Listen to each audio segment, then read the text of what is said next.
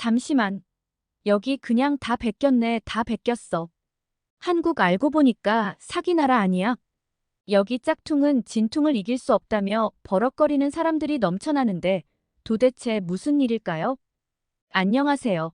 저는 한국의 모습과 문화를 취재하러 온 이탈리아의 기자 이사벨라입니다. 사실 이번에 한국에 간 것은 취재보다는 여행에 가깝긴 하지만요. 최근 도저히 한국을 가지 않을 수 없는 상황이 되어버렸습니다. 저는 원래 일본 전문 기자로 활동을 했었고, 일본 친구들과도 친하게 지내며 일본 문화를 이탈리아에 전파하는 역할을 하곤 했습니다. 그런데 점점 일본에 대한 관심이 사그라들고 있다는 느낌을 받았습니다. 일본보다 훨씬 관심도가 높아진 나라가 생겨버렸기 때문이죠. 이탈리아를 비롯한 서유럽의 수많은 나라들은 요즘 한국에 굉장히 많은 관심을 가지고 있는데요. 오랫동안 관심을 받지 못하던 한국이 최근 갑자기 급부상해버렸잖아요. 한국은 한강의 기적이라는 말로 설명할 정도로 굉장히 독특한 방법으로 경제 성장을 이룩했고, 요즘은 그것도 모자라 한국의 문화까지 세계 각국에 퍼지면서 폭발적인 관심을 받고 있습니다. 아시아는 물론이고 한국에 대해 관심도 없던 이탈리아의 노인분들까지도 한국에 대해 궁금해하고 관심을 가지는 것이 현실이 되었으니까요. 이탈리아는 물론이고 유럽의 문화권에서는 아시아 문화권에 대한 인식과 이미지가 굉장히 나쁜데, 그럼에도 한국이 젊은이들 사이에서 인기가 많은 나라가 되어버리면서 오히려 그 어떤 나라보다도 한국과 아시아에 긍정적인 시선을 보내는 사람들이 늘어났습니다. 저는 일본 관련 기자 생활을 몇 년간 해오면서 아시아와 한국에 대한 지식이 조금 많은 편이라고 생각했는데요. 이번에 한국에 대해 본격적으로 알아가게 되면서 제대로 알고 있는 것이 없었다는 것을 깨달았습니다. 기자라는 감투를 쓰고 있으니 무언가 스스로 자만하며 유식하다는 생각을 해서 그렇지, 한국에 대한 것을 하나도 모르고 있었으니까요. 한국에 대한 기사는 북한과의 관계에 관한 내용만 알고 있었던 것이고, 한국의 문화나 경제에 대해서는 완전 젬병이었죠. 일본을 조사할 때에 늘 등장하는 것이 한국이었지만 오직 일본을 따라하는 나라라고만 생각했을 뿐 그 이상도 그 이하도 아니었거든요. 경제력으로나 인구수, 국토 면적까지 모두 일본이 앞서고 있었으니 그렇게 생각할 수밖에 없었죠. 그런데 제가 한국에 간다니까 저를 무척이나 걱정하던 기자 동료들이 있었는데요. 바로 중국을 담당으로 취재하던 기자 동료들이었습니다. 그들은 중국의 사정을 말해주면서 한국도 이와 비슷할 거라고 저를 무척 걱정하더라고요. 한국은 겉만 번지르르하고 문화 수출을 하며 간신히 경제를 유지하고 있지만 막상 가보면 너무 고생할 거라고 상비약을 준비하는 등 꼭 철저히 계획해서 가라고 했죠. 중국 담당 기자들은 중국에 다녀온 이야기를 해주면서 중국의 끔찍한 화장실과 대중교통, 음식 문화를 알려주더라고요. 중국의 화장실에서는 남녀 구분도 없고 서로 화장실을 이용하는 모습을 구경하며 용변을 본다더라고요. 그들은 정말 정색하고 눈살을 찌푸리면서 이렇게 말하더라고요. 이사벨라, 너가 지금 한국의 케이팝이나 한류라는 아름다운 면을 보고 아시아 여행을 가서 그렇지. 한국은 일본과 아예 다른 나라야. 중국보다 더 끔찍하게 별로일 수도 있어. 각오하는 것이 정말 좋을 거야. 우리도 중국에 갈 때는 중국의 화려한 모습만 보고 갔다가 식중독과 장염에 걸리고 못 볼 꼴들을 전부 보고 돌아왔다고. 이러한 말을 들으니 약간 두렵기도 했지만 회사 사정상 일본만을 취재하지는 못하게 되었기에 긍정적인 마음으로 한국에 가게 되었습니다. 그리고 저는 한국의 인천공항에 가서 중국에 다녀온 동료들이 하던 말이 한국에서는 통하지 않는다는 사실을 알게 되었습니다. 그들은 중국을 갔을 때에 공항부터 후졌다면서 한국의 공항이 별로라면 당장 돌아오는 편이 좋을 수도 있다고 조언했는데, 한국의 공항은 이탈리아의 그 어떤 공항보다도 훨씬 훌륭한 시스템을 갖추고 있었거든요. 그리고 한국의 대중교통이나 모든 편의시설이 지구상에서 가장 최신의 시설로 이루어져 있었으니 오히려 일본보다도 훨씬 낫다는 생각까지 할 수 있었습니다. 한국에서 여행을 하고 한국의 친구들을 사귀게 되면서 저도 조금씩 알아간다고 말할 수 있을 것 같네요.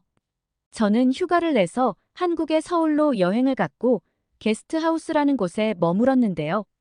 그때 한국에 간 첫날 사귄 친구와는 지금까지도 연락을 할 정도로 굉장히 각별한 사이가 되었습니다.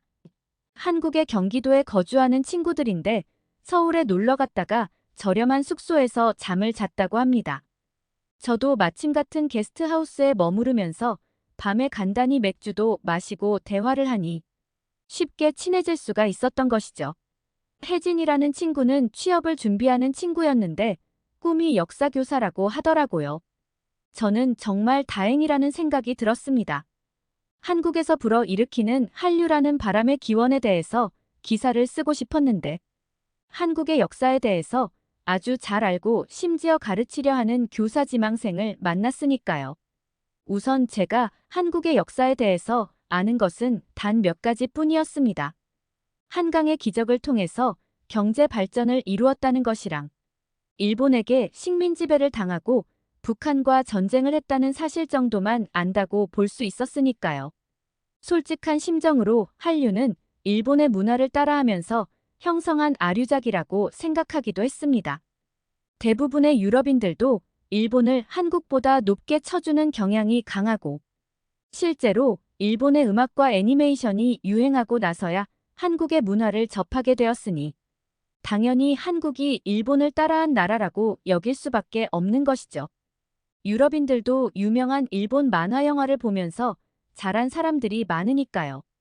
그런데 혜진이가 말하는 것은 보편적인 유럽인들의 인식과 굉장히 달랐습니다. 바로 일본이 성장한 것은 역사적으로 한국의 영향을 받았기 때문이며 일본의 천황 또한 한국에서 넘어간 사람들의 후손이라고 하더라고요. 따라서 한국이 일본을 따라했다는 것은 굉장히 신뢰되는 말이며 일본이 한국을 따라하며 역사 발전을 이루었고 한국의 성장이 잠시 멈춘 틈을 타서 한국을 침략했고 한국의 모든 것들을 빼앗으며 성장한 것이라고 말해주더라고요. 제가 가진 상식으로는 전혀 이해가 되지 않는 말이었고 한국인의 입장일 뿐 일본에서는 또 다른 이야기를 할 것이 뻔하기에 더 묻지는 않았습니다. 그런데 한국을 여행하며 인터넷을 통해서 여러 역사적 사실을 찾아보았는데 혜진의 말이 전부 사실임을 확인할 수 있었습니다. 왜 이걸 모르고 있었지 싶은 것들이 굉장히 많았고 한국을 이해하지 않고서는 일본을 이해하기 어려울 정도였으니까요. 그러면서도 일본만을 외치며 일본을 공부하고 있었으니 무언가 부족하게 공부했던 것이 분명했습니다. 그리고 요즘 사람들이 전부 한국에 대해서 관심을 가지고 한국을 오려하는 이유를 알 수 있었죠. 그것은 한국의 치안이 안전함에도 있었습니다. 제가 가장 놀랐던 사실은 한국의 카페에 갔을 때의 일입니다. 한국 사람들이 갑자기 제가 있는 2층의 테이블 근처로 오더니 자신의 휴대폰을 두고 밑으로 내려가는 것이 아니겠어요? 이탈리아에서 이러한 일이 있으면 아무렇지도 않게 그 휴대폰을 주변 사람들이 전부 가져가 버립니다. 그것은 이탈리아에서 굉장히 자연스러운 일이며 그 범죄를 보는 주변 사람들도 딱히 도와주지 않거든요. 그런데 카페에서는 아무도 그들의 휴대폰에 대해 관심을 가지지 않았고 5분 정도 후에 커피를 가지고 올라와서 자리에 앉더라고요. 이게 도대체 무슨 경우인가 싶어서 너무 신기하게 쳐다보고 있었습니다. 짐으로 자리를 맞지 않고 한 사람이 남아서 기다렸다면 되는 일인데 가장 비싼 소지품인 휴대전화를 두고 자리를 맞는다는 것은 살면서 본 적이 없거든요.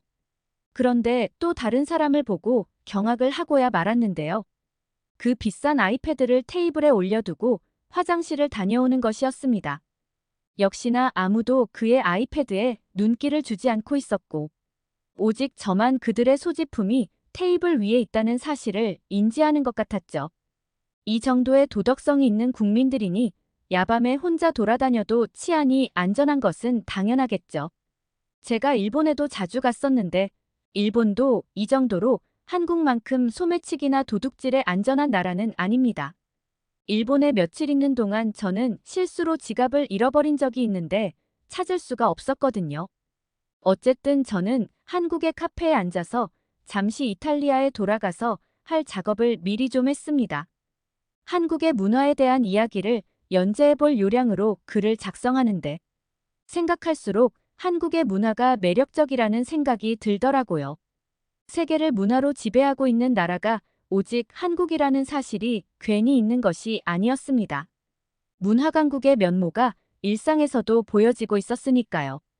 한 나라에서 뿜어져 나오는 힘은 크게 두 가지 힘이 있다고 하는데 군사력이나 경제력과 같은 하드 파워와 문화와 같은 무형적인 가치에서 오는 소프트 파워가 있습니다. 이건 하버드 대학교 교수인 조지 푸나이가 창안한 용어이기도 하죠. 세계의 대중을 문화적으로 지배해버린다면 아무리 작고 힘이 없는 나라라고 할지라도 절대 무시할 수 없게 되어버립니다. 한 나라에 대한 좋은 인식이 생기고 친근한 느낌의 국가를 누군가가 함부로 했다가는 큰일이 나니까요. 즉, 이미지가 워낙 좋아버리면 그 나라를 건드릴 수 있는 나라는 아무도 없게 됩니다. 한국은 눈에 띄는 경제력이 아주 큰 나라는 아니지만 문화력에서 오는 소프트 파워 측면에서 굉장한 힘을 지닌 나라임이 분명합니다. 그런데 여러 사이트를 돌아다니며 한중일의 문화에 대한 내용을 찾다 보니 유독 많이 보이는 댓글들이 있었습니다. 특히 중국의 커뮤니티에서는 그러한 내용들이 빼곡히 적혀 있었죠. 한국은 전부 중국과 일본을 베낀 짝퉁 나라이며 그들의 문화는 전부 다른 나라의 문화를 따라한 모방 강국이라고 하더라고요. 나름대로 신빙성이 있는 설득의 자료들로 글을 작성해 두어서 굉장히 신뢰할 만했기에 유심히 읽어보았는데 정말 맞는 것 같더라고요. 저는 순간 등골이 서늘해지면서 한국이 나를 속이고 있었나 싶었습니다. 이제 와서 한국에 대해 쓴 글들을 전부 수정하기에는 너무 많이 작성했기에 이 내용들이 사실이 아니길 바랄 수밖에 없었는데요. 경복궁은 자금성을 따라한 궁궐이고 중국의 한풀을 따라 만든 것이 한복이며 일본의 국보 1호인 광룡사 목조 미륵 보살반 가상을 따라 만든 것이 한국의 금동 미륵 보살반 가상이라고 하더라고요. 그러고 보니 중국인들이 주장하는 모든 것들은 믿을 수 없을 만큼 똑같았고 오히려 한국보다 중국의 주장에 더 관심이 가게 되었습니다. 그리고 혜진에게 급하게 연락을 취해서 솔직히 말해달라고 부탁을 할 수밖에 없었죠. 혜진이가 역사교사임에도 양심을 전부 팔아먹고 학생들을 가르치고 있다면 솔직히 인정할 것은 인정하면서 교육자로서의 훌륭한 면모를 보여주길 바랬으니까요. 그런데 혜진이가 들려주는 이야기들은 굉장히 놀라웠습니다. 제가 경복궁은 자금성을 따라했고 한푸는 한복의 원조라는 소리를 하자마자 혜진이 정말 차분하고 침착하게 설명해 주더라고요. 자, 일본이랑 중국 걔네는 그것뿐만이 아니고 김치도 기무치랑 파오 차이라고 하고 서로 전부 빼앗으려고 하고 있는 상황이야. 너가 기자니까 그런 부분까지 전부 기사로 작성해서 한국의 상황을 알려줘. 일본과 중국은 서로 우리나라의 모든 것들을 전부 자신의 것으로 말하고 있지만 그런 것들은 전부 사실이 아니야. 내가 증거자료를 전부 가지고 있으니까 너에게 메일로 다 보내줘 볼게. 한번 확인하고서 다시 연락해줘. 저는 실제로 혜진에게 메일로 중국과 일본이 자신의 것이라 주장하는 것들에 대한 자료를 전부 받을 수 있었습니다. 혜진은 임용고시 준비 중이었지만 한국의 학생들에게 올바른 역사를 가르치기 위한 모든 자료를 전부 만들어 두었다고 하더라고요. 그 자료에는 김치는 물론이고 독도와 삼겹살, 삼계탕 등 주변국들이 빼앗으려 하는 모든 문화에 대한 자료가 담겨 있었습니다. 기사를 작성하기 위해서 쓸만한 자료들이 전부 있어서 읽을수록 감탄만 나왔는데요. 이렇게 한국의 자료를 보다 보니 한국이 진짜라는 확신이 들었습니다. 중국의 커뮤니티를 확인해 보니 확실히 근거가 너무나 부실했고 억지로 끼워 맞춘 듯한 억지 주장이 대부분이라는 느낌이 들더라고요. 경복궁만 해도 1395년에 만들어졌는데 자금성은 1420년에 만들어졌으니 무려 25년이나 경복궁이 먼저 지어졌더라고요. 그런데 자금성이 경복궁을 따라 만들었음에도 불구하고 그걸 감추기 위해서 도리어 경복궁이 자금성을 따라 지었다고 하고 있으니 얼마나 답답하고 한심한지 할 말이 없을 지경이었습니다. 일본도 고대에 한국의 사람들이 넘어가면서 일본의 문화를 만들었고 그 문화를 토대로 일본이 성장했던 것인데 일본은 오히려 한국이 일본을 따라했다고 뒤집어 씌우고 있었다니 놀랄 수밖에 없었습니다. 즉 일본과 중국은 한국이 원조인 것에는 무조건 자신이 원조라고 말하는 수법을 보이고 있었고 중국과 일본이 한국보다 부족하다는 것을 걸리지 않기 위해 한국을 교묘하게 건들고 있었던 것이죠. 아마 제가 한국에 직접 와보지 않았더라면 이런 사실을 전혀 몰랐을 것이고 여느 유럽인들처럼 한국이 일본과 중국의 짝퉁나라라고 생각했을 것입니다. 아마 한국을 왔던 많은 유럽인들도 제가 알게 된 한국의 실체를 알게 된 이들도 없을 거긴 하지만요. 제가 기사를 쓰게 된다면 한국의 정확한 역사와 실상을 알려서 이탈리아 사람에게만큼은 꼭 제대로 된 진실을 알리고 싶다는 생각이 들었습니다. 한국이 일본과 중국보다 훨씬 앞선 나라인 것이 분명하고 현재 그 자리를 다시 찾아온 것이었으니까요. 오늘의 사연 감동 깊게 들으셨나요? 끝까지 시청해 주셔서 정말 감사드립니다. 더욱 감동스러운 이야기로 시청자 여러분께 찾아오겠습니다. 구독과 좋아요 한 번씩 눌러주시면 영상 제작에 아주 큰 힘이 됩니다. 감사합니다.